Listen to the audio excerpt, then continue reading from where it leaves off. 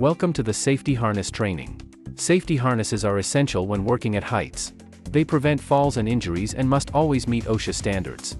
You should use a safety harness whenever working above 6 feet, on scaffolds or elevated platforms, and during roof work or tower climbing. A safety harness includes shoulder straps, leg straps, D-rings for attaching a lanyard, and buckles for proper adjustment. Always inspect your harness before each use. Look for frayed webbing, damaged buckles, compromised D-rings, and missing labels. Donning your harness is easy.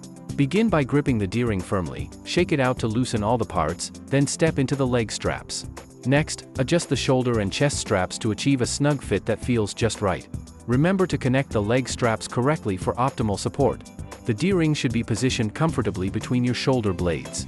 For peace of mind, have a teammate double-check that everything is fitted properly. Always attach your harness to an approved anchor point. The anchor must support at least 5,000 pounds per worker and be attached high. The lanyard should remain taut to minimize fall distance, no more than 6 feet. It is crucial not to hang in one position for too long or you can develop blood clots.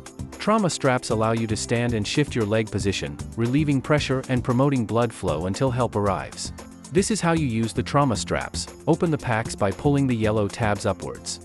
Slide your thumbs through the red elastic rings. Carefully pull the webbing out from each pack. And insert the hook into the provided loop. Place both feet onto the webbing while keeping a firm grip on the webbing handle. Adjust the length to alleviate any pressure you may be feeling. If a fall occurs, do not remove the harness immediately. Seek medical attention, report the incident, and ensure the harness is inspected before using it again.